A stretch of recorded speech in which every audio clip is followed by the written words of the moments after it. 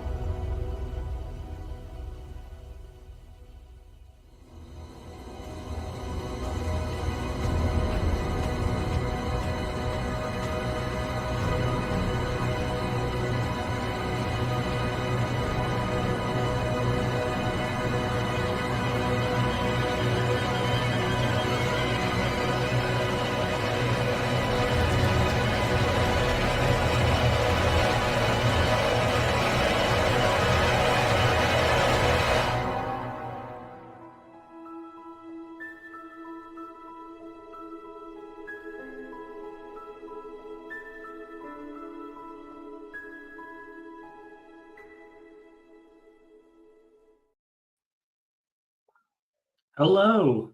What's up? Jason, good to see you. It's good to see you too. Jason, founding member of this Bible study. Yeah. I'm hoping I don't have to hop on here soon. Let me see. I'm just checking my email again. I tried to reschedule that. Yeah, I'm just expecting a call soon. So hopefully it won't take long. But I got my phone here. Yeah. That's all right. If you got to hop off, that's fine. I think Cassandra will be joining us at some point. I was speaking to her earlier. So I suspect she will be joining us. But speaking of the beginning of this Bible study, we are finishing another book. This is the third book that's been finished on this Bible study. So, some of them are much shorter than others. We did Ruth. That's basically a short story. Yosef. Yeah, why not? I mean, I'm going to be working in the background, but if you don't mind. Yeah. No, I don't mind. Yeah, not at all. So we're at the death of Saul, right? Is it the last chapter? Yes, of First Samuel. Last chapter. Let's bring that up, in fact. Hold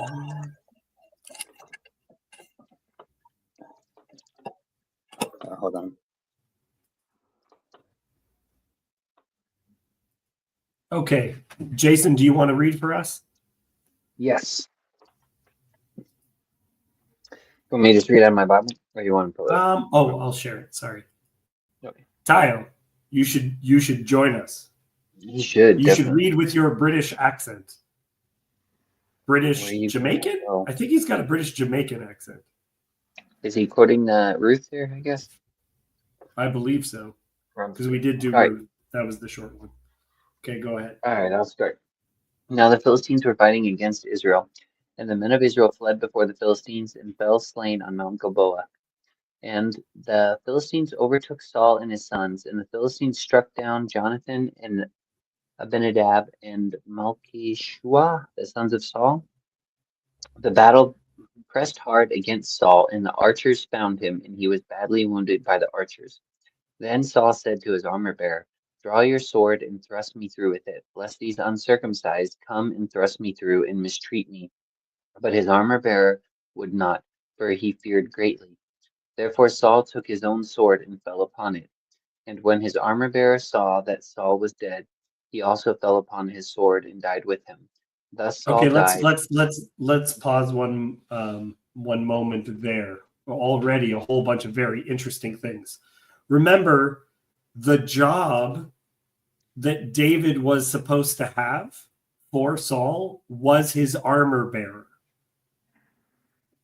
So in Saul's disobedience, he is dying, and who he asks to kill him is his armor bearer, right? The guy who took over the job of David. But this guy, he feared greatly. He wouldn't do it. And this is ultimately the downfall of Saul, is that he's his own worst enemy. He offs himself. He falls upon his own sword. Does that make sense? Yeah. I'd like to hear more about that and even hear what Yosef has to say around that, because I just feel like there's a lot of implications within Saul falling on his own sword that maybe aren't really teased out enough. Like the most I hear ever talked about, I think in the past in like sermons and stuff, it's just kind of using it as an example against suicide. Like, see, Saul was such an evil person, and then there's this weird kind of underlying assumption that he was like damned to hell or condemned or something for it, or it's because it's used as like just such a like, I don't know, as an example to of something forbidden, which I know suicide is forbidden, I think, especially in Catholic circles, but that's the most I hear this idea ever talked about, but I feel like there's a lot more. Yeah. I don't know. Yeah. So part of this is, particularly within Catholic traditions, suicide was seen as an unforgivable sin. So someone committing suicide would have been seen as evidence of a form of damnation. So the biggest example of that is Judas, right? That would have been seen by the Catholics as a sign of his damnation. Yeah, but like, I mean, I think that's what Hezi just said here too. That's where kind of my mind went, where like there's just there's I wouldn't, I mean, if I were Saul, I'd probably do the same thing, because like sometimes getting captured is much worse than I mean, than just killing yourself, I guess. But I guess that's one of the, I mean, ultimately, I guess maybe that's the Catholic's point, is that is kind of ultimately affront to God, because you're not really trusting God with your future beyond the next step, because you're kind of assuming my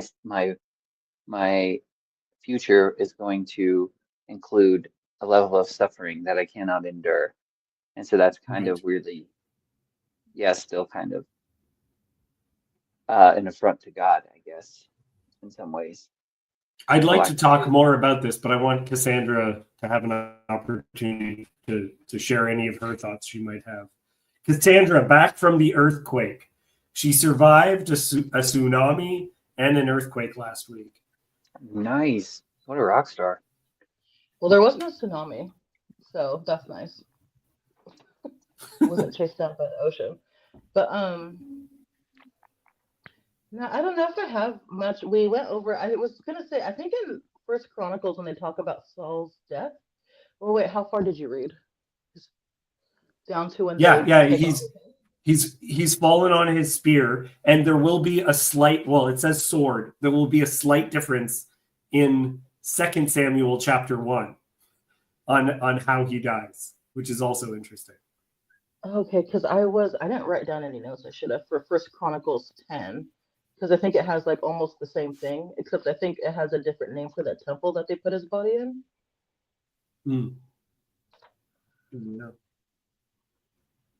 Yeah, we've just gotten to him dying, not any of the what they do with the body, which is part of, I think, even what Jason is hinting at right now.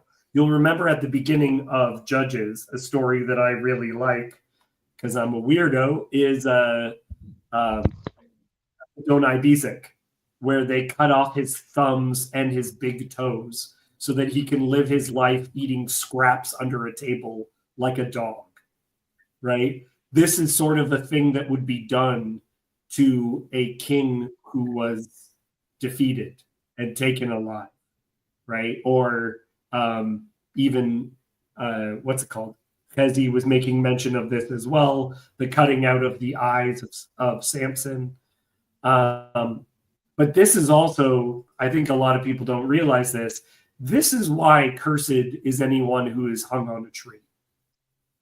Cursed is anyone who's hung on a tree, because a deposed king who is seen as being of failing or being cursed by God, their bodies would be put on display, right?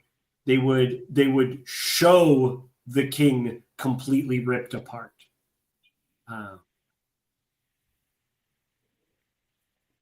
I mean, kind of. There's going to be a little bit more to him dying, yes.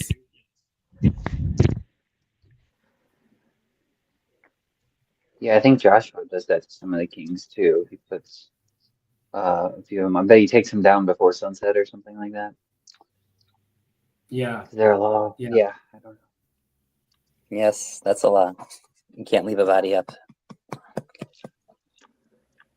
Yeah. Why is that a law? Can I ask that? What's the implications behind it? Because it shows disrespect to someone made in the image of God, even your enemies, and those who, like every no matter who they are, they're still made in the image of God, and their bodies still deserve respect. That's cool. Yeah, I like that.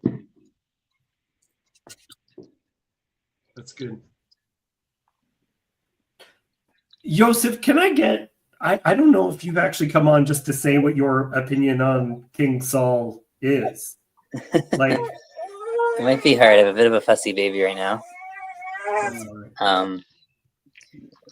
Saul's a. Oh, I'll do it at some point. Okay. In your child's defense, Saul himself was a bit of a fussy baby. Yeah, Tristan, who I've never seen in the comments before, is talking about how David treats Saul after his death is really important in terms of understanding what to do with suicide. It is the death of Saul is treated by David as a great tragedy. It's never, I don't know, he never rejoices in it. And I think that's very important and good. Let's continue on, shall we? We're at verse 6. Yeah, go ahead. I'll say Cassandra right now. Thus Saul died, and his 3 sons, and his armor bearer, and all his men on the same day together. And when the men of Israel, who were on the other side of the valley, and those beyond the Jordan, saw the men of Israel had fled, and that Saul and his sons were dead, they abandoned their cities and fled, and the Philistines came and lived in them. The next day, when the Philistines came to strip the slain, they found Saul and his 3 sons fallen on Mount Gilboa.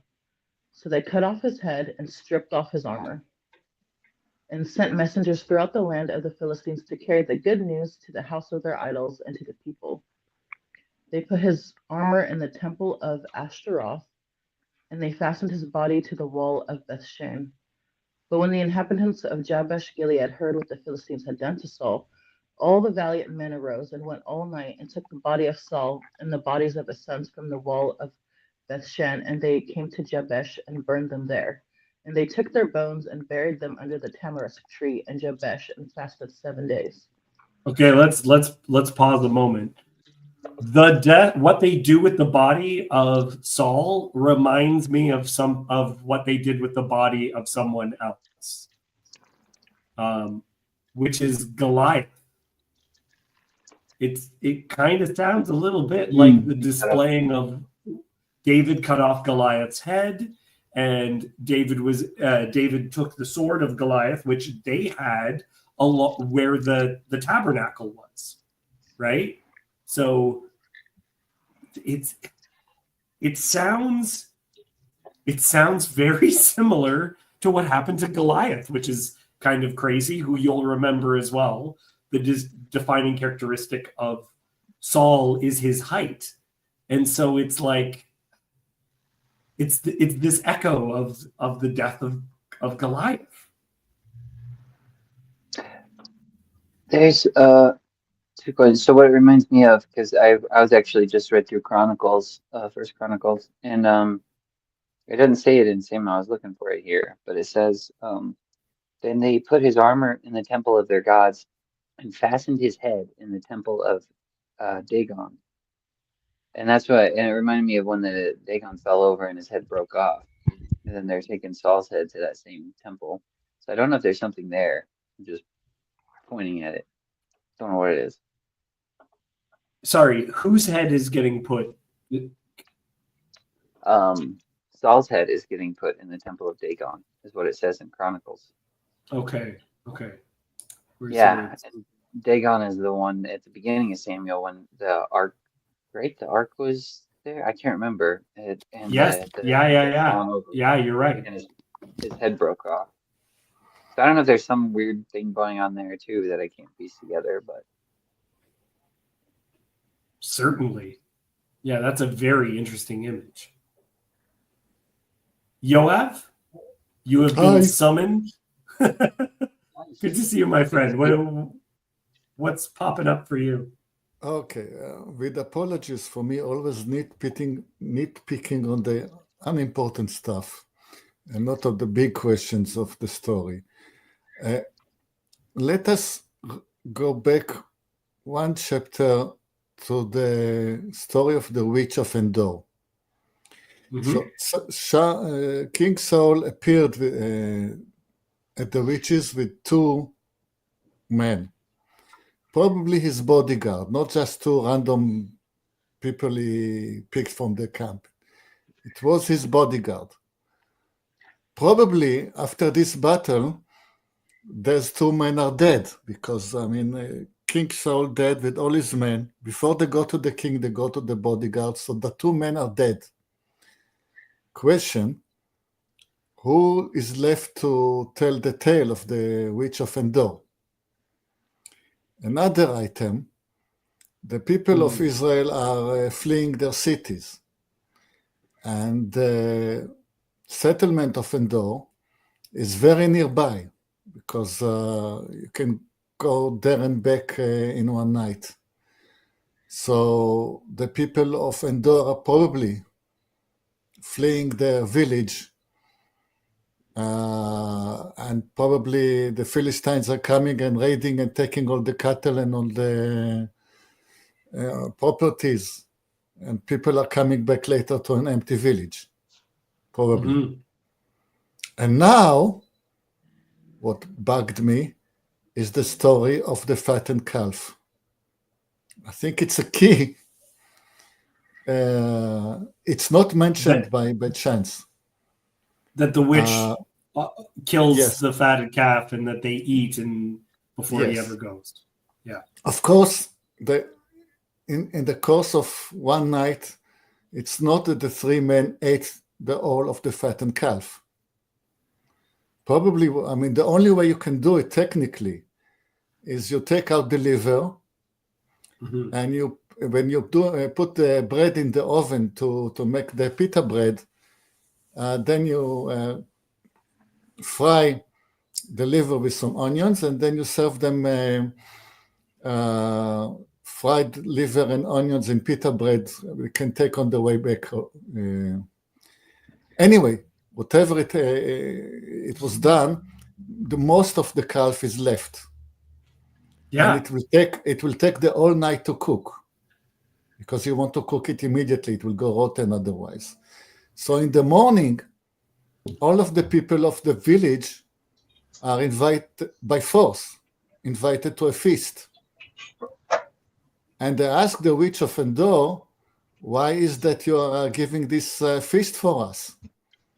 And being a professional witch, she would say, I have an important prophecy to tell you. The prophecy, and she knows for sure that it's going to come true, is that we are going to lose this battle today, and we all need to flee.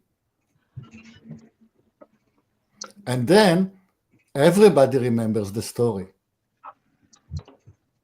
That's my comment. It's an interesting way of understanding what occurs, because there is, like you said, this is absolute chaos in the end. This is people fleeing, people running away. How do you know Saul lands on his own weapon, which is actually at the beginning of 2 Samuel. We'll get into how they even know these details when it seems like everyone dies or flees. Yeah, utter chaos. Okay. And you made Jan God happy, because Jan God said the logic, 100%. Yeah. What? Jan God and I still have a bone to chew on at the question of the hagfish, but not today.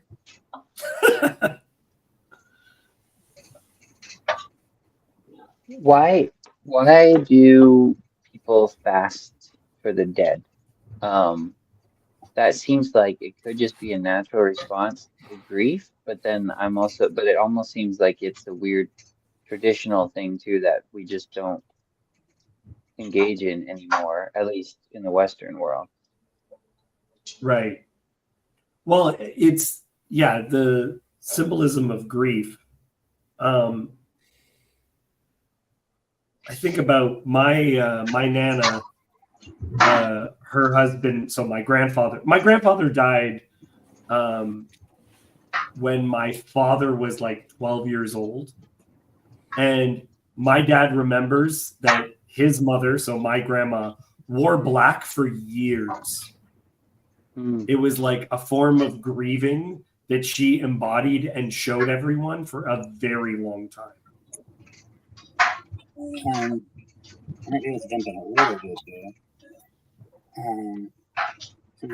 So the idea that they would have 7 days, right? So the idea of 7 days of mourning, it appears throughout the biblical text, right? So it appears in the beginning of Job. His friends come and sit 7 days and 7 nights after his children die. We see it after Jacob's death. We see it in Judith, and in the book of Sirach it mentions it, and it also mentions it in the Epic of Gilgamesh. The idea that there would be 7 day ritual of like in general, like not specifically a fasting, but that you do something for mourning, and Jews still do this, right? So we have something called Shiva, which literally means 7, which are the 7 days after the burial, which we have very specific rituals during. We do not fast though. In fact, there's a post-burial feast, but there is we tear clothing. There's eulogies. There's special stuff with you can put dirt or ashes on your head, covering mirrors. There's a whole bunch of different practices. But fasting is not one of them. This is the only time we actually see fasting for death, I think, and in the Bible, and it is weird because it has not become the standard practice. Well, they posed that question to David too, because David loses his son, but he fasts before he loses his son, and then they ask him like, "Why did you fast before and not after?" Right. He does it as part of his prayer, for whatever, for repentance, for his son being saved or whatever. Okay. Yeah, I'm just trying to. These things interest me so much because, like, especially when they're in the scriptures, and there almost seems to be a pattern or even a command for it, because it just seems like a pattern of something theologically or some sort of theological implication in it. And that's why I'm always curious about, like, what does it mean where they carry up his body from one place to put in another, and then spend this time in mourning, and the implications of that beyond the physical present realm, I think, are what really intrigue me, and that's why I'm so curious about it. Yeah, and we do have. I mean, I am thinking like the other, like we have traditional, like we have a cycle of fast days, right? Or the fasts, which are mentioned in the book of in Ezekiel, right? There's 5 fasts that are mentioned there, or 4 fasts mentioned there, but we have a couple others. But a lot of them are kind of for mourning, right? Outside of Yom Kippur, all the other ones are fasts of mourning, but they're not mourning necessarily individuals, except for the fast of Gedalia. So that one is mourning like the death of a Jewish leader, in a sense, very similar to this. The destruction of the temples have a fast, which is mourning both the human loss and the loss of the buildings, right? So we do still have this in a sense, but we don't do it as part of the standard Shiva. We do it kind of for exceptional mourning practices, perhaps. Okay. I'm wondering about the significance of Jabesh Gilead, specifically as the people who rise up. Because the last time it appears in the text, and they found among the inhabitants of Jabesh Gilead 400 young virgins who had not known a man by lying with them, and they brought them to the camp at Shiloh, which is in the land of Canaan. Right. Well, it's also specific, right? It's not just like that story is the tribe of Benjamin being saved, right? That it is specifically there in the Civil War that they kind of have this reconciliation or whatever reconciliation with the tribe of Benjamin, and it's only because of that, in some ways, that Saul is king, right? Saul, being a Benjaminite, is a product of that reconciliation process. Remind me, please, which city did Shaul save from Nahash the Ammonite?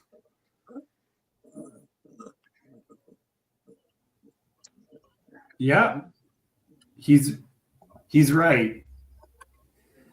Then Nahash the Ammonite went up and besieged Jabesh Gilead, and all the men of Jabesh said to Nahash, "Make a treaty with us, and we will serve you." Yeah, I mean, it's a very important site. It comes up. It came up in Judges a number of times too, right?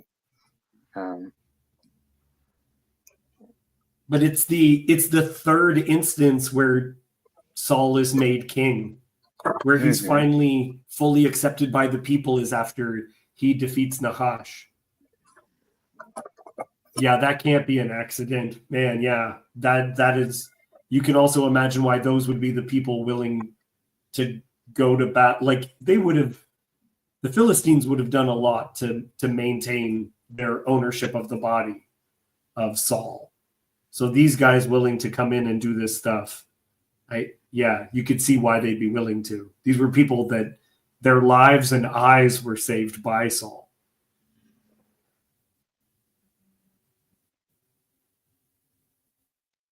Yeah. Yosef, can you tell me about burying the bones under the tamarisk tree in Jabesh? Potentially, hold on. I'm still working on Yavesh Gilad. So in 2 Samuel 2, we're going to have Yavesh Gilad and David will reconcile kind of because of this act, because they were they were a town loyal to Saul, but the way they treat Saul with this respect, it serves as a foundation for them to be accepted within David's kingdom, and then they'll rebury him at Selah in 2 Samuel 21, which is outside of Yavesh, if I remember. It's going to keep coming up. It's just an important site. We know where it is. I mean, we have the archaeological site. It is under dig, but it's in the Jordan. Oh, thank you.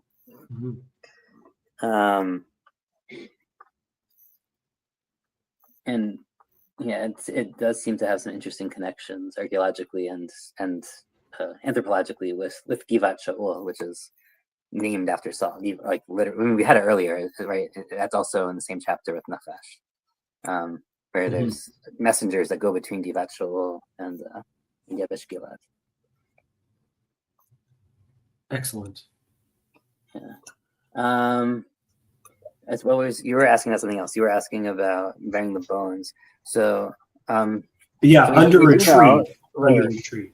Well, the tree would mark where the bones are, right? I mean, that's a right. These are large, very monumental almost trees, and you could use them essentially as grave markers, which have multiple importances, right? So there's in general kind of like a way to people know where he's buried as kind of a monument to the king. There's also potentially some interesting kind of pagan practices that are related to that. On top of that, we have these rules about purity where the tree essentially becomes it under the rules of purity, anything under the tree branches that's also covering the grave also become like part of the grave. So it's it almost serves as like under the tree serves almost as this like the same way a crypt would serve today, right? As like the space under which the grave is for people to visit it. But because they only take the bones, right? So it's interesting. I mean, because they burn them. We do have the. I mean, generally, right? Like we don't burn our bodies. Like we don't practice cremation. So there's certainly like an act here that's like. It's really like interesting, right? Like they're doing something that now would not be considered acceptable, right? Like Jews today are very anti-cremation. You have to bury the whole body. The people of Yavesh Gilad seem very comfortable with cremation and then taking the bones and burying them. We do know that, like generally, even for like in the first temple period, so after this, maybe 200, 300 years later, the practice is to reinter. So a person would be buried in the ground for a year. Their body would rot away. Then you would reinter the bones into an ossuary, right? That's the bone box. Right. And that was the standard practice from at least the 8th century BCE through the Roman period. I mean, through the 3rd or 4th century CE. So that is the long-standing Jewish practice, but here there's obviously some weird departure because they're burning the bodies and not letting them decompose in the ground first.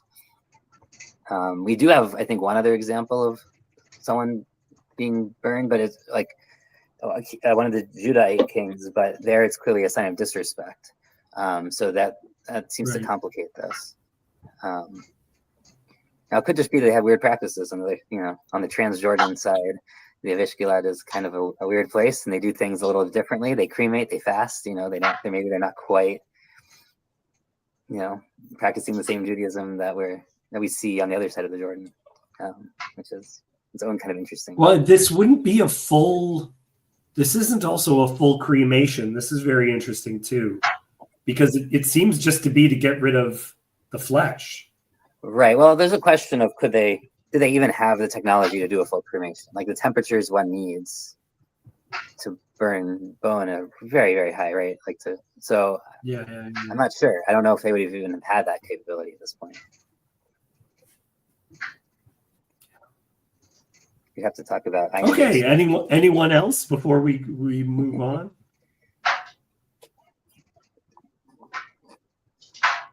Michael, you've said nothing this whole time.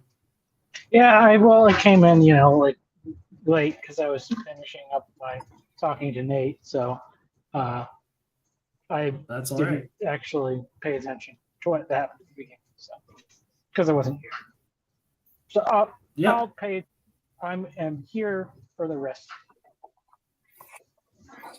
Okay, good. Jason has had a phone call that he had to excuse himself to, but he's hoping to come back to us at some point. Now we're going to cover a story which is it's the same and different, but this is David finding out about the death of Saul. But from what we have heard thus far, Saul asks his armor bearer to kill him.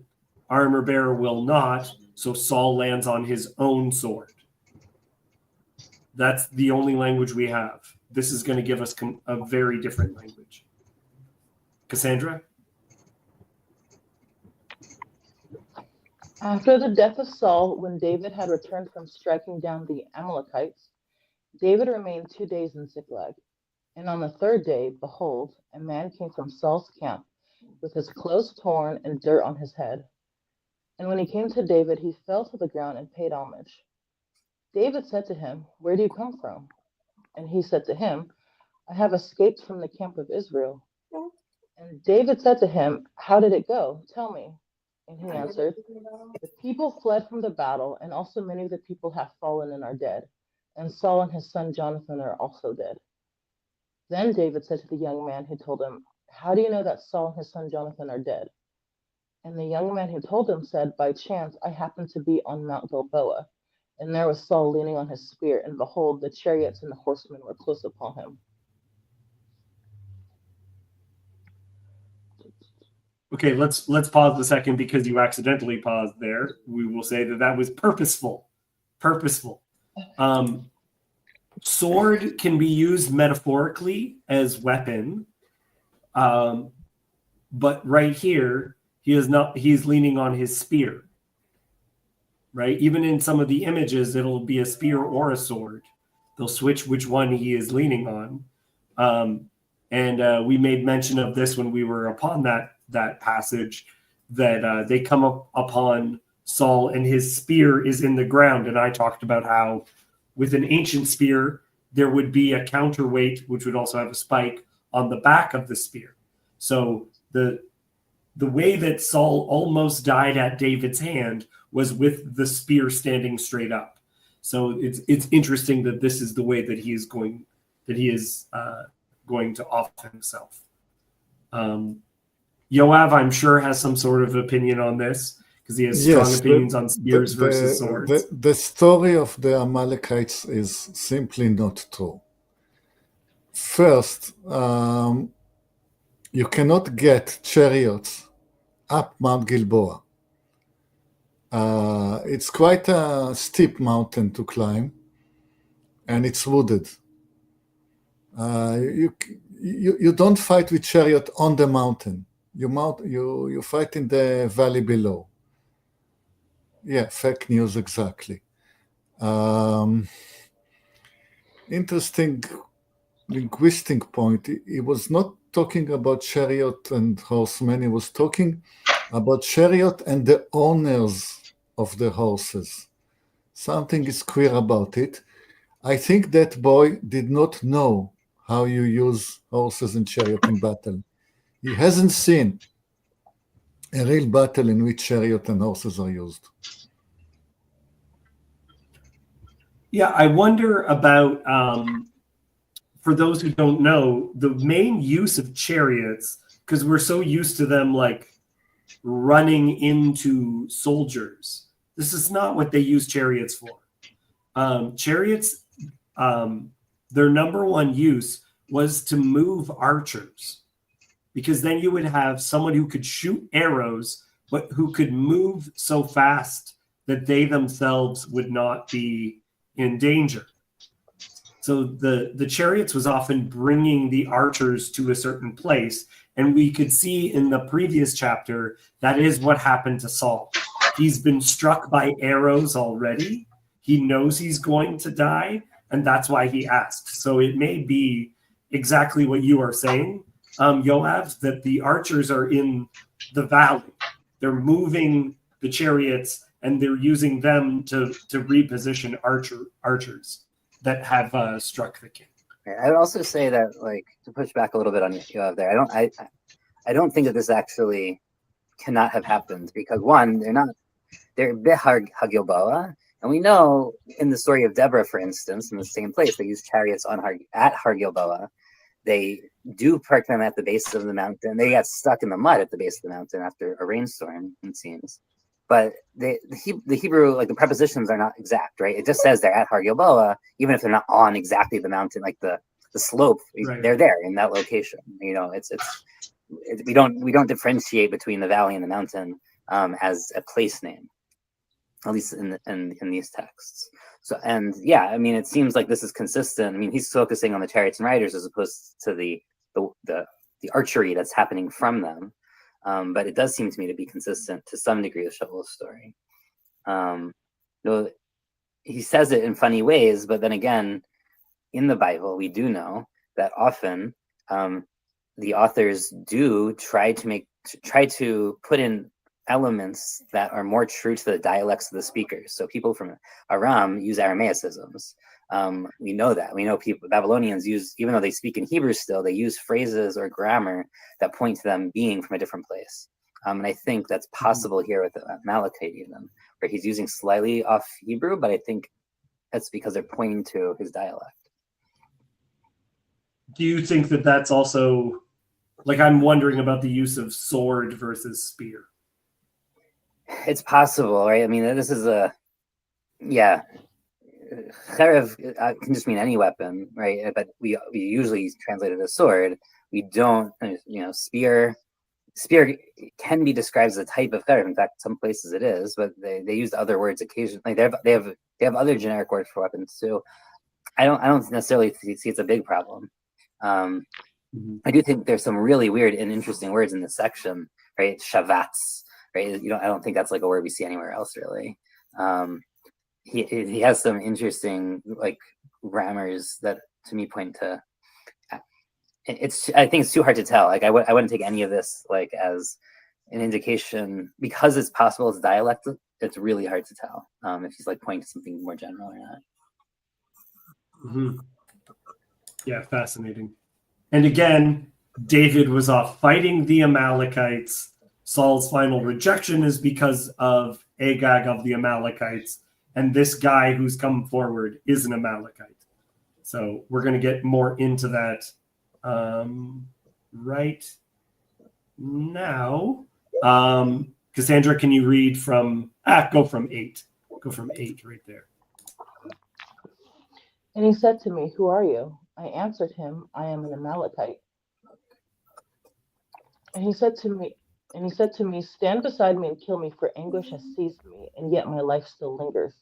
So I stood beside him and killed him, because I was sure that he could not live after he had fallen. And I took the crown that was on his head and the armlet that was on his arm, and I have brought them here to my lord. Then David took hold of his clothes and tore them, and so did all the men who were with him. And they mourned and wept and fasted until evening for Saul and for Jonathan his son, and for the people of the Lord and for the house of Israel, because they had fallen by the sword. And David said to the young man who told him, "Where do you come from?"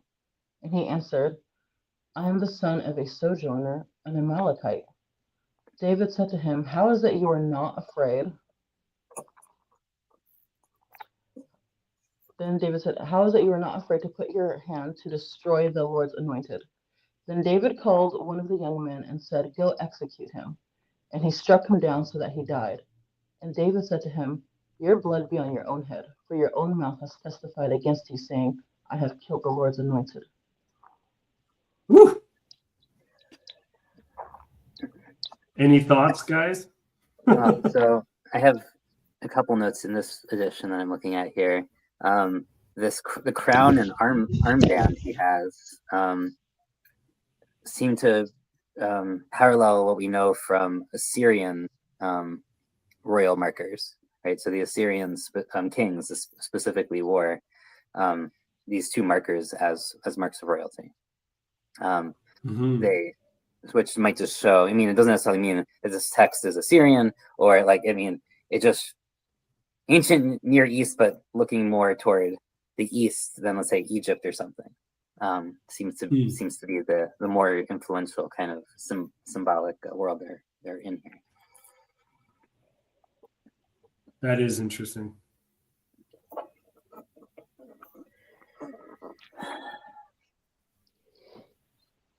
There's a lot to say about Because this. That he's the son of a sojourner, or however you have it. However you have it in yours. That's a very like loaded and interesting phrase. Right, because it's not just that he's an Amalekite. He's saying like, I'm an Amalekite who lives among Jews, right? Like that's like he's a sojourner, like he's a foreigner in their land, and he's like, right. It's a really interesting thing that he's using that, and of course that is also like that is what David picks up on, like this outsider who doesn't know the rules doing this thing. But it also like makes me think of Ruth, right? Like Ruth is like David's own, great grandmother here, who was a sojourner in the land and also didn't know the rules, and there seems to be maybe some point of comparison here, or like or contrast really, but like you should have known better or something, where like a good sojourner kind of learns the rules of the local rules and like becomes this model of them, and you are kind of the opposite of that. Yeah, there's a lot happening in this section as well. Cassandra, did anything stick out to you?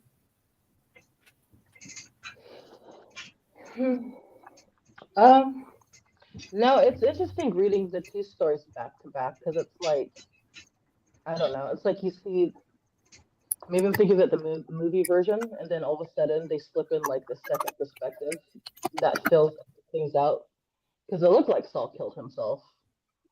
Yeah. But then I don't know if he was having a hard time or something, or he didn't want to do it, so he asked the Amalekite to do it for him. Well, and see, you picked up exactly what I was going to say. So see, this is it. I just got to ask you, and then I don't have to talk as much. Because you noticed it where it says he's wounded. His life still lingers. So because I was sure that he could not live after he had fallen.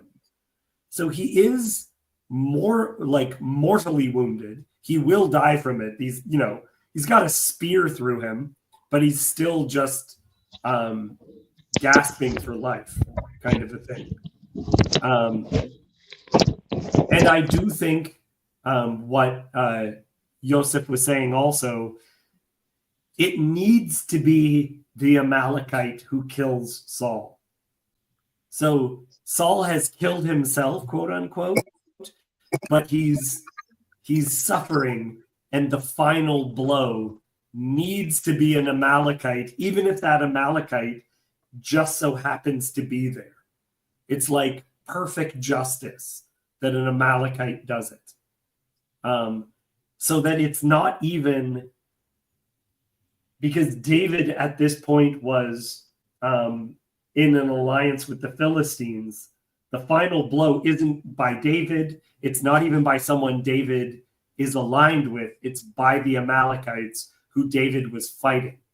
And so it's Saul's fault all the way down. I think, at least, that's why they're bringing them in. I'm not sure it's the same Amalekites that David was fighting. I mean, he's from Amalek, but like Ziklag is in the south. This guy's up in the north. All right, like he even might be using the term like I'm the son of Agar because he knows that the Israelites have specific protections for the stranger that other societies don't have. He might be trying to appeal to like an empathic side of him, not realizing that David is coming from fighting Amalek and is going to be prone to be very upset with them and sensitive at the moment. Yeah. I don't know. It's kind of funny because, like you were saying, it couldn't be David that killed him. Yeah. And I think if it was the Philistines who the David was hiding out with, that would like make further complications. So it's kind of funny because he says he just happens to be there, and I don't know. It just kind of made me think this is like a weird version of like the Lord will provide like the sacrifice on the mountain type of thing. Like, yeah, the scapegoat kind of just wanders out of the bush. yeah. Where it's God wanted this would be the most just and perfect thing, and so God made it occur. Yeah, and even go ahead, yeah. Points of geography. First, it's a very small country. Even though most of the Amalekites will be in the south, there's no problem to find them in the north, because nowadays the Bedouin tribes usually find them in the Negev desert in the south, but you also have Bedouin villages in the north. People do wander around in such a small country. Second point of geography is that the Mount of Gilboa is sort of long and narrow. If the Philistines were coming from the west, they will be climbing the easy slope from west to east. And I don't think the Israelite will choose to have a battle in the lowland. Israelite will choose to fight in the wooded mountain. And they were pushed from west to east, and then the mountain abruptly stops and you run out of mountain. So I still insist that there were no chariots there. I don't understand though. You have an entire story about chariots at Gilboa in Deborah. In fact, that's not even the only case. Almost every battle at Gilboa has chariots at it in Tanakh.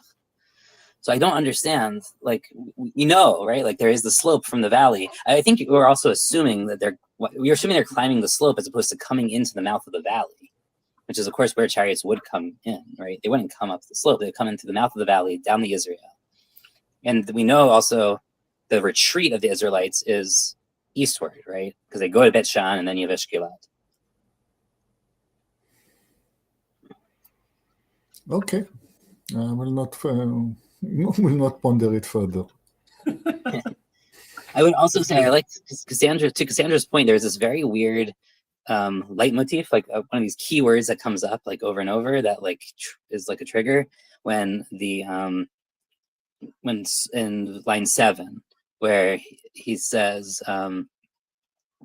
like Vayomer Hineni, like he says here I am, which that here I am is the same here I am that we have like throughout, right? Like we have it in Genesis. That's where Abraham's the patriarchs say, "Here I am." Like it happens at the sacrifice of Isaac is a good example, but it happens also with Moses, and it happens, right? Like it's the, I mean, That's why the hero answering the call in Petersonian terms, but it's not really a hero. I wouldn't say hero is the right word here, but this hineni is one of these like key terms here. So like, oh, I need to pay attention to that.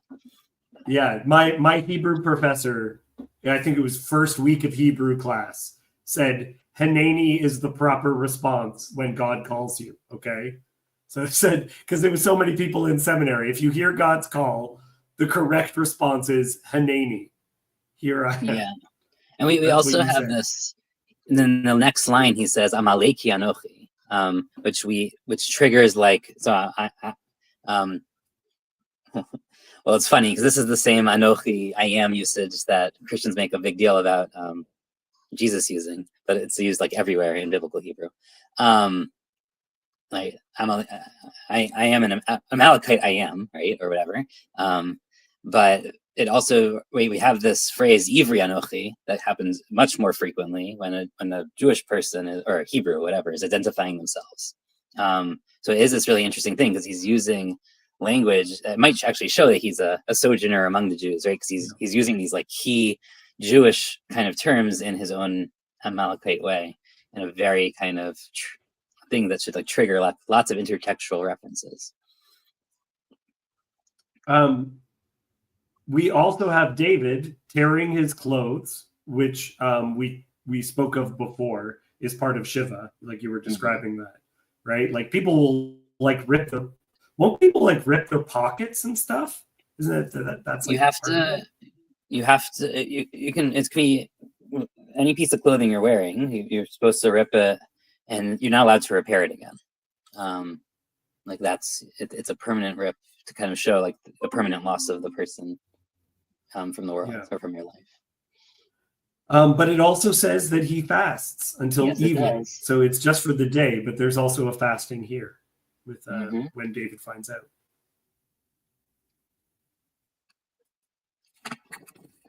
I'm still so intrigued by this fasting thing because it is okay. Where my mind goes is that whole story with is it Rizpah? Is that how you pronounce it?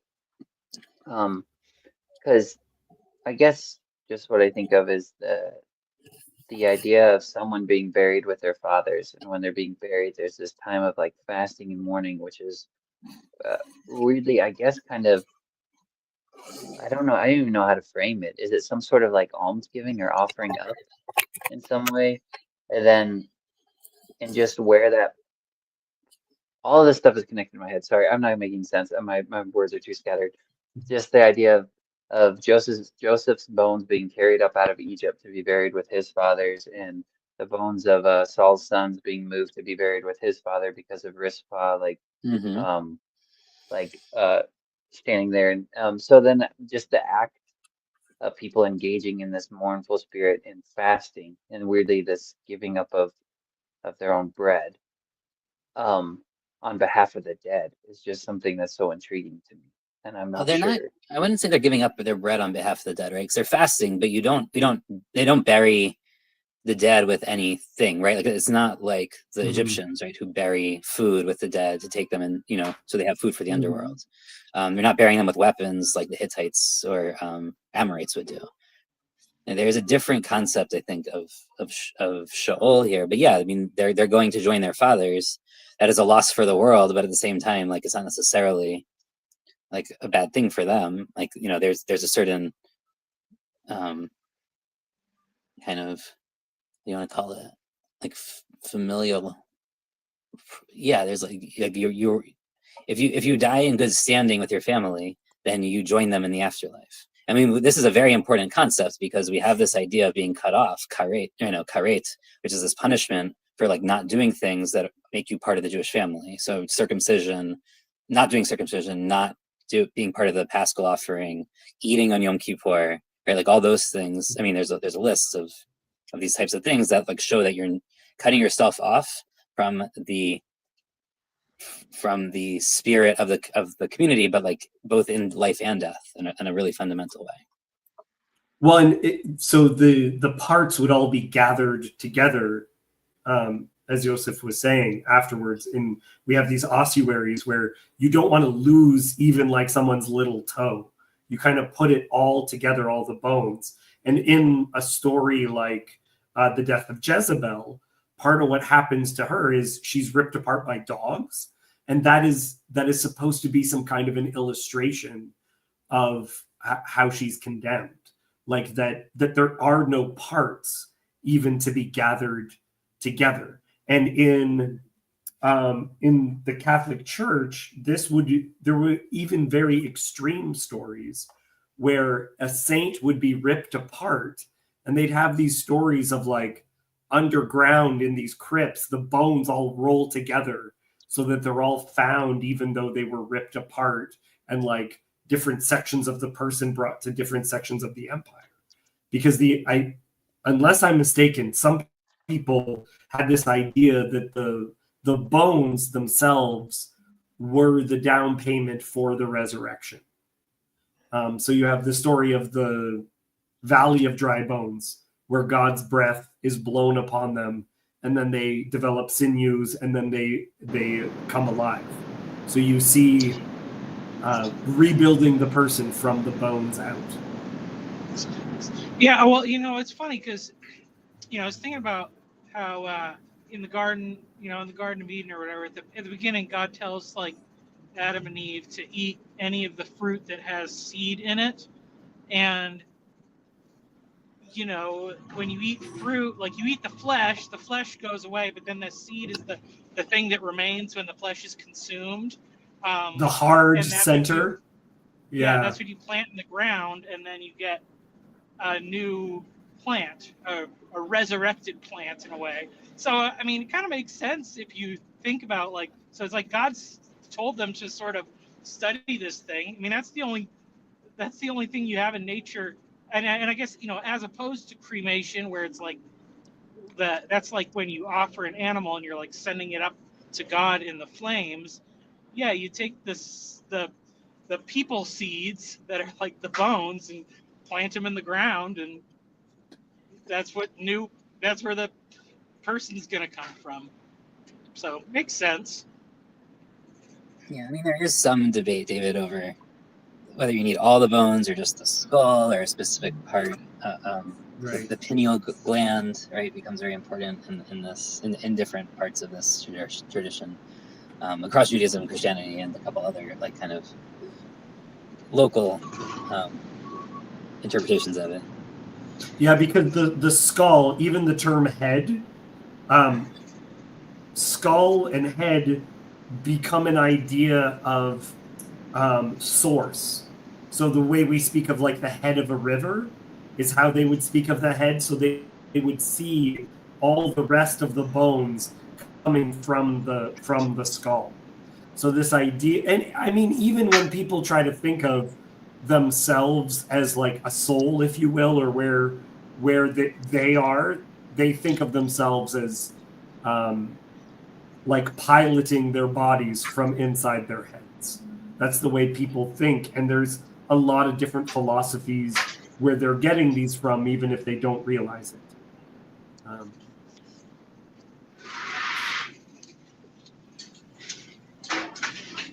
There's Fascinating. you mentioned Jezebel dying, so I was flipping over there to look because the only thing they find left of her is her head and the palms of her hands. Yeah, Yeah. like Dagon.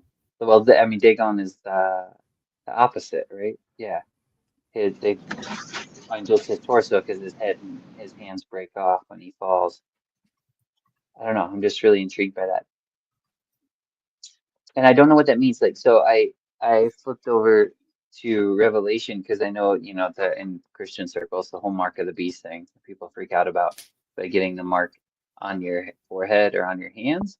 And I heard someone mention too that that's kind of symbolic of your thoughts and your deeds, because your hands are like what you work with and your mind is what you think with. And so I don't know if there's something. I mean, it happens to parallel the Shema, where we say, where we wear the tefillin boxes, right? We wear these when we pray on our arm and on our head. Yeah. Because it's exactly deed and thought combined. It's the same exact symbolism you're talking about. Yeah, absolutely. yeah, there's a way in which the way body parts stand in for the rest of the person. That's also the importance of burying. And I wonder as well, like the cave that Jason you were talking about is called the Cave of Machpelah, and Machpelah is one of two things that the patriarchs own. They own a plot of land for an altar, and they own a cave for burial. There's a third place, Shechem, but yes, they own Shechem. He buys the land in front of the city of Shechem. That's the beginning of the story of Dinah, is that he purchases that land, and then Shechem, of course, is conquered. It's their first conquest, but the land before Shechem, in front of it, like the pasture land of Shechem, is owned. That is interesting. Yeah. Well, that's why okay, that's why it has to be interesting too. He has to give it as a separate inheritance. If you know, he singles it out as a special inheritance for Joseph, right? Yes. Yeah. Okay, that makes sense. But what I was going to say is, like, to me, there's an element where even Genesis is realizing to what extent we experience God's glory in this life. Because it seems like the place that we own, and I think this still works with the third place, Yosef, is a place to worship, a place we go when we die, and a foretaste of the inheritance. That's what the world is. Like that is the most of the promise of God that we taste right now, in death, in worship, and a preview of the conquest. I hear you. I'm not sure. I think there's a difference between the symbolism of the forefathers versus post Sinai Joshua conquest, but I hear you. Yeah. Joseph, and so I think, what you just said. Oh, sorry. Go ahead, David. Finish. No. It's the last thing I wanted to say is, so there becomes the beauty of not losing the family. So it is also like a family reunion. It's a weird sort of image that all the bones would be together. Yeah, I mean, there's a lot of interesting stuff to talk about this, because this has to do with the development of the idea of afterlife in ancient Israel. Right. In part, it has to do with what it means to be a child of God, because it means you join God in the afterlife, as he's like the father of this family. Right. There's a whole other really interesting set of kind of imagery and development that goes with that. It's not that surpasses being buried in the individual crypt, but that you still join them, let's say, as long as you're buried in the land of Israel, or as long as you're buried in a Jewish cemetery, or whatever it is, that you're kind of connected into this thing. But at some sense, the father, I mean, it is both the forefathers, Abraham, Isaac, Jacob, and the foremothers who are buried in Machpelah, but also Adam and Eve are said to be buried there too, right? Like, it's a lot. So it goes, right? It kind of goes to the whole family of man, not just Jews. But at some level, there's also this idea that God is kind of the ultimate father that you're being gathered to. And this also ties for the Christians in this chat, which is, I think, most of you except for me and Yoav. Right, this also is tied to the story about Abraham being at the gates of, I can't remember what the New Testament uses, Sheol, Tartarus, Gehenna, but I think that's the story as in Luke.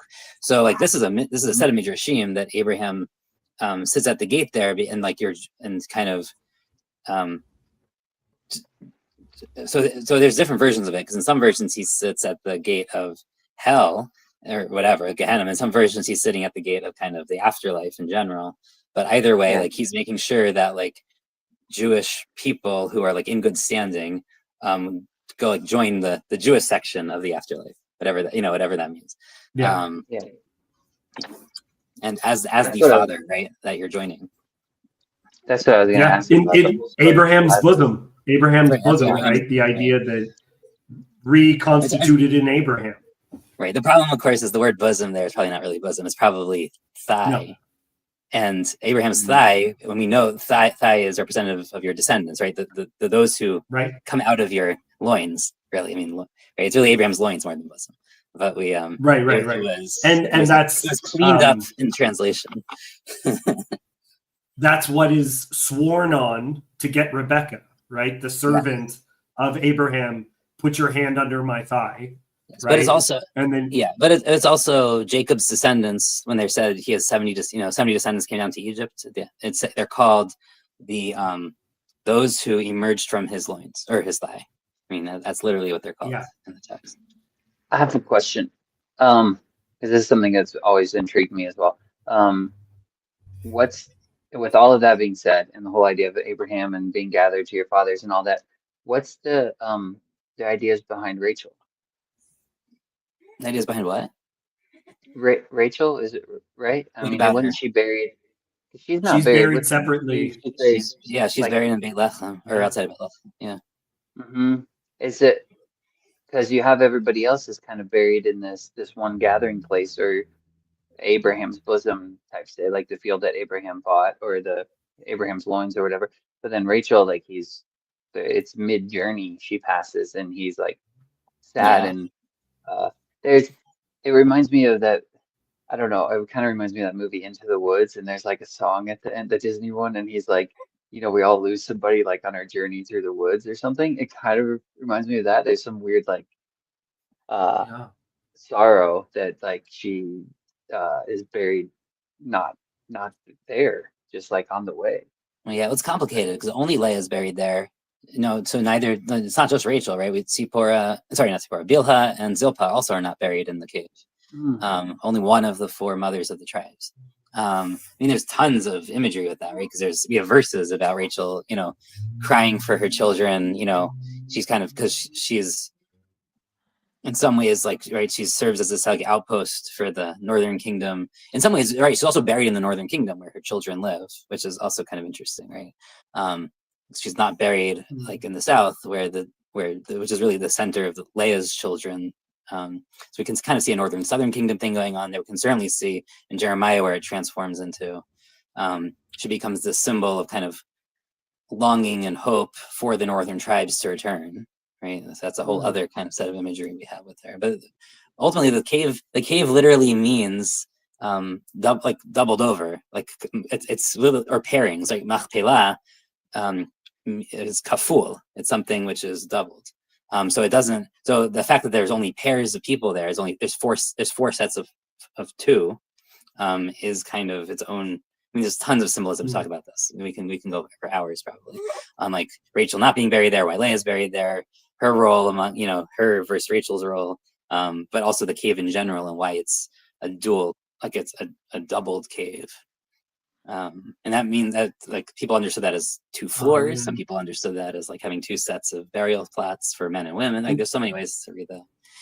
Leah is the first wife as well. She's not who he would have chosen to be his first wife, but that's the first one married, right? Yeah, I mean it's also kind of interesting, right? So Rachel dies before Leah, but there's this really interesting thing where we have this general pattern of the youngest usurping the oldest, but there's one anti-version of that, right? Where the oldest usurps the youngest, which is Leah, right? It should have been the youngest. It should have been Rachel, and she gets displaced by Leah. There's a really interesting kind of counter narrative there to the whole like general pattern. That's really interesting.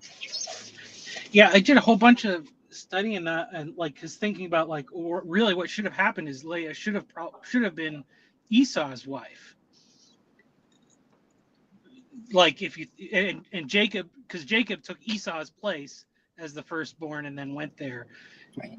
Like if they had, there's a midrash that that Rachel and Leah are twins, and that Leah was supposed to marry Esau, and then the reason she's crying all the time and her eyes are weak is because she doesn't want to marry Esau because she knows he isn't good for various reasons. This is also to try to figure out why Jacob didn't notice the switch. There's a bunch of reasons why Jacob doesn't notice the switch. There's a password as well in the midrash.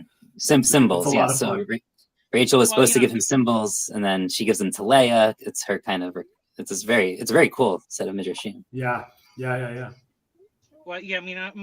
My observation was, Jacob and Esau have a blind father. Esau is the one that tells him truthfully about what he's looking at, and Jacob does not.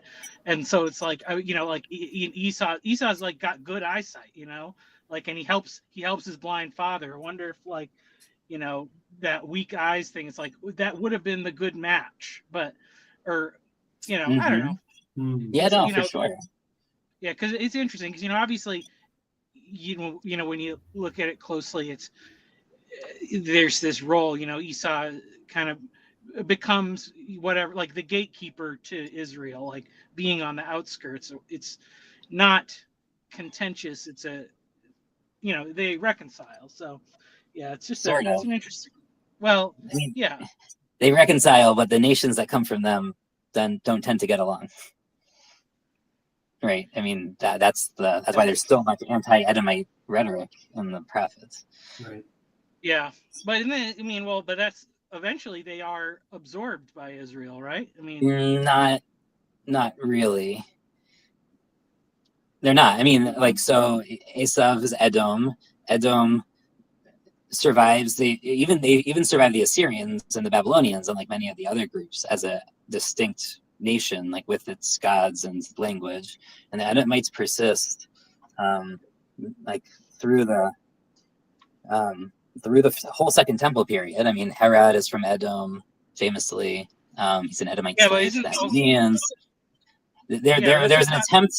There was an attempt at forcing conversion by a king of the Hasmoneans who believed that you could force conversion. It was one of the two examples of first conversion in all Jewish history, where most Jews did not accept it as valid, but he thought it was valid, and he tried to forcibly convert the Hasmoneans that were in his territory. Not all the Edomites, but the Edomites that are living in his territory. He tried to forcibly convert.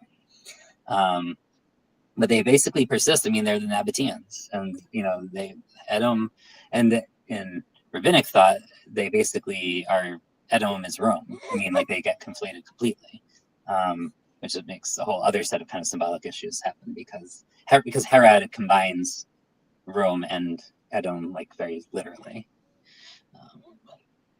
And part of the function also is Edom becomes representative of the leader, the head of the peoples, because Edom and Adam sound the same, or even in Hebrew, like if you're just going Aleph, Dalet, Mem, Edom becomes symbolic in some traditions of the head of the goy, the head of the nations, because insofar that it's Rome, yeah, because it's Rome. Yeah. Though it's separate from Ishmael, right? So it's the head of the Western nations, not the Eastern ones. I mean, there's a very clear, right? So, like, I wouldn't say it's like the head of all the other nations. Well, and within Christian tradition, that's also the importance of the conversion of Rome. And there's one passage in the New Testament where they purposely translate Edom as Adam, so that it's God's desire to reach out to the nations, not because it's about God overthrowing Edom as one of the roles of the Messiah. Sneaky Paul? Is it Sneaky Paul? No, well, he's saying it's a translation issue. So who translated it that way? Where is it? Where is my verse? I can pull it up. Let me pull it up. What are you looking for? I have to jump to another meeting, but pull it up and I will listen to this recording after. Yeah. It's Amos 9:11-12. Where is it? I have it there. Where is it?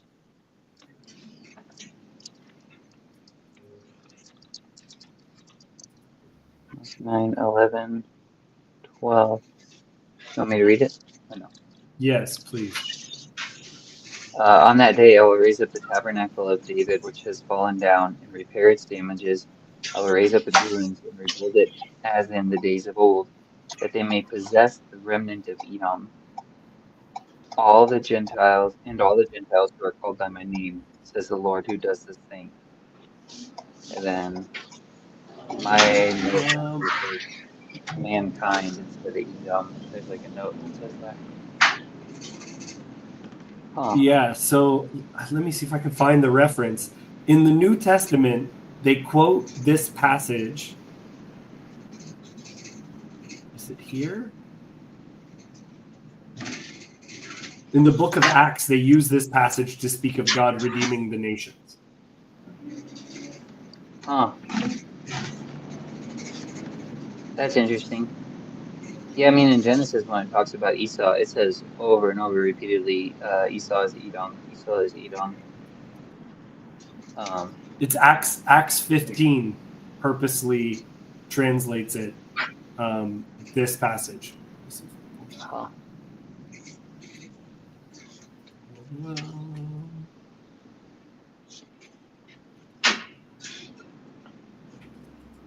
It's interesting.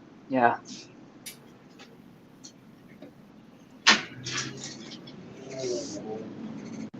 Yeah, okay, here we are. After this I will return and rebuild David's fallen tent. Its ruins I will build, and I will restore it, that the rest of mankind may seek the Lord, even all the Gentiles who bear my name, says the Lord who does these things, things known from long ago. Yeah. In the text note, Amos 9, 11, 12c Septuagint. So it's one of those Septuagint things. That's what I was going to say, because, that's the thing where, like Paul sometimes translates things from the Septuagint or whatever differently or something. Yeah. But it seems to be, I would say, intentional. They want the redemption to include, like they would have seen the Gentiles being brought in as being some kind of redemption. Yeah, like that this is a fulfillment. Okay. I think we have gone far enough in the passage at hand in that if we go any further, we have to do this poem. And guys, we already finished a book. So I think we're going to cut it there. But we already have this idea of David punishing the guy because he killed the Lord's anointed. The anointing also was done on the head, which we've been talking about the gathering of the skulls or the parts, and how we understand that. Which is also, by the way, for the Christians, Jesus as the head of the church, right? It's the head on the body, but also just seeing that as the thing that gave source to everything else. Yeah, you never hear of it in those terms, do you? Well, no, sorry. I was just thinking about that. I was thinking about the comments too over here. Because I guess that's Jacob, right? All these, and the head of Esau gets buried in the cave. Could the head represent what survives physical death, meaning basic senses and thought, which would lead me to think there's some sort of, well, I don't know. I was just thinking about that. And then Jacob said, we believe in the physical resurrection of the body. So just because it made me think about the idea that the weird thing where like usually I guess if you frame it in masculine and feminine, usually the feminine is creation or like what gives body. And then with Jezebel, only all that's left is her head and her hands. And there's no more body, no more like incarnate or something like that. I don't know. That's just where my mind's going with all of this. I don't know if that. Jacob says, I think that could be part of it. And that level of agreement is the most you're ever going to get from him. So I don't know if he's saying that's what I just said. Is he? Wait, yeah, he just said that. Okay, maybe he is. Or he's saying that to Adam. I don't know.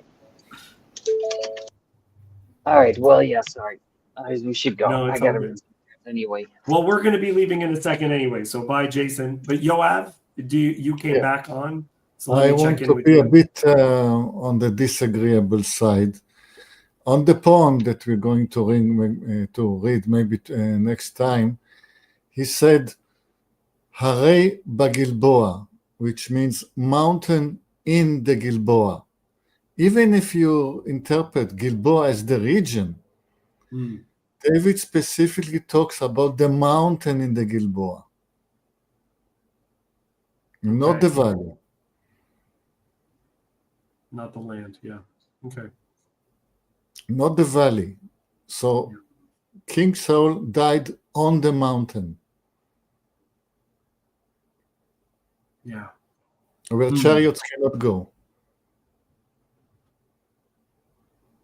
Interesting image. Yeah. Sorry. Well, and but- I'm wondering as well, because mountains are used as symbols of where heaven and earth meet, right? In other places. So the idea that the king dies on a mountain is an interesting image as well. Yeah. Interesting ideas. Cassandra, do you have any other thoughts? No, no, not really. I was just gonna. I should have thought of it before Yosef left, because I was wondering what the Book of Jashar was, because I always think about that every time I read through this, but. I never thought of it. Yeah. We will be talking about that next week, so don't worry. We'll have a tire, also known as upright. We will definitely get into that, because there seems to be reference to other books that we don't have in the Bible. There are a bunch of fake copies of the Book of Jashar. I think Jason read one of them fake versions. But yeah, we'll definitely be talking about that. As you go on in these books too, they'll make reference to other books that we don't have anymore. Just go, what? What's the other bit? I want to tell you, Cassandra, that in 3.5 hours, Yanni and I will be having a stream on humor and catfishing and all that good stuff. So if Okay, a people live stream? We're doing it and live? trolling. Yeah, I think we'll do it. I think we're just going to do it live. Maybe we'll drop the link for people to join in. Oh, that's exciting. Yeah, so that'll happen later today. But I feel like this was really good, and I know, Cassandra, you had to leave abruptly last week, but I'm very glad you returned for the end of 1 Samuel. It will be on this channel and also my channel, Fully Alive, that the conversation. Well, when do you want me to do it, Jacob? I can push it back an hour, whatever.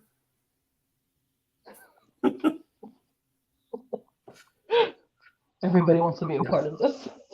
Yeah. People hear Yanni. They don't care about me, but they hear Yanni and they're gonna come swarming. That's how this goes. We get clips and put into Paul's videos, so that should be enough. In class this afternoon. It's not my afternoon. I don't know what to tell you.